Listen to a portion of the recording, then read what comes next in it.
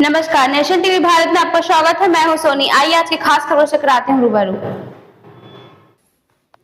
गढ़वार मंडल के आयुक्त विनय शंकर पांडे ने विकास भवन सभागार में आपदा से हुई क्षति और पुनर्निर्माण कार्यों की समीक्षा बैठक की। उन्होंने संबंधित विभागों को निर्देश दिया कि आपदा प्रभावित क्षेत्रों में सभी मरम्मत एवं पुनर्निर्माण कार्य शीघ्र और गुणवत्तापूर्ण ढंग से पूर्ण किया जाए ताकि जनता को बेहतर सुविधाएं मिल सके। जिलाधिकारी स्वाति एस भदौरिया ने बैठक के दौरान आयुक्त गढ़वार को जिले में आपदा से हुई क्षति, राहत वितरण की स्थिति तथा पुनर्निर्माण कार्यों की विस्तार जानकारी दी। उन्होंने बताया कि लगभग 3 करोड़ 62 लाख रुपए की राहत राशि पात्र लाभार्थियों को वितरित की जा चुकी है। आयुक्त ने कहा कि जनपद पौड़ी में आपदा के कार्यों को तत्काल पूर्ण किया जाए। उन्होंने जिला प्रशासन द्वारा राहत एवं पुनर्निर्माण कार्यों की त्वरित प्रतिक्रिया पर संतोष जताते हुए कहा कि आपदा से संबंधित कार्यों को अस्थायी रूप से तत्काल पूर्ण किया गया है। साथ ही उन्होंने अस्थायी कार्यों की गुणवत्ता पूर्ण करने का भी निर्देश दिया। पौड़ी में हम लोगों ने 2 विषयों पर चर्चा की थी। पहला तो जो सबसे महत्वपूर्ण विषय था वो था पिछले दिनों जो यहाँ जनपद पौड़ी में आपदा आई थी, तो उस आपदा में क्या क्या नुकसान हमारे हुए और उसमें क्या क्या रिलीफ अब तक दी गई है और क्या क्या काम बाकी हैं, उस पर काफ़ी विस्तृत समीक्षा की गई है।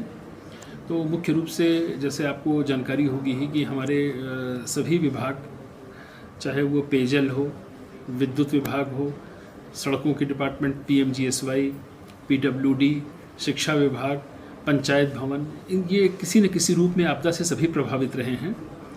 लेकिन एक हर्ष का विषय ये रहा कि त्वरित ढंग से हम लोगों ने, यहाँ के प्रशासन ने रिस्पांस किया और आज की तारीख में जो मूलभूत ज़रूरतें होती हैं, चाहे विद्युत आपूर्ति हो, मोरालेस सभी जगहों पर ये बहाल हो चुकी है।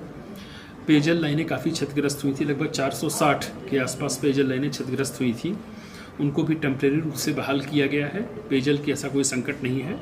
थोड़ी बहुत शिकायतें अगर कहीं आती हैं तो उसको तुरंत ठीक करने का भी प्रयास किया जाता है। सड़कों पर भी काम चल रहा है।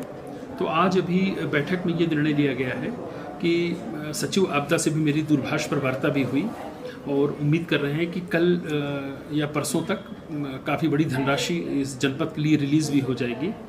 कार्यदायी संस्थाओं को ये क्लियर डायरेक्शन दे दिए गए हैं कि आपने अपनी सारी फॉर्मेलिटीज़ अगर पूरी कर ली है तो टेंडर आप लगा दें और जैसे ही सैंक्शन आती है उसके बाद तब आप वर्क ऑर्डर जारी करें, ताकि टेंडर में जो 15 दिन 20 दिन लगते हैं टाइम, वो हमारा समय बर्बाद ना हो। क्योंकि ठंड जैसे जैसे बढ़ती जाएगी तो हाँ, काम करना थोड़ा सा हेरी टेरेन है ये और तो काफ़ी ऊंचाई पर है, तो ठंड बढ़ती है तो काम करना थोड़ा मुश्किल होता है। तो ये डायरेक्शन उनको दे दिए गए हैं। कुछ आपदा में कुछ फैमिलीज़ को विस्थापन का भी इशू था, तो उसमें भी DM साहब ने बताया कि ये जगहें आइडेंटिफाई कर ली गई हैं और हमारे जो जियोलॉजिकल डिपार्टमेंट के लोग हैं इसको जल्दी ही इसका भूस्थलीय निरीक्षण करके उस जगह को अगर ओके करते हैं तो उनकी जो विस्थापन की प्रक्रिया है वो भी शीघ्र शुरू हो जाएगी।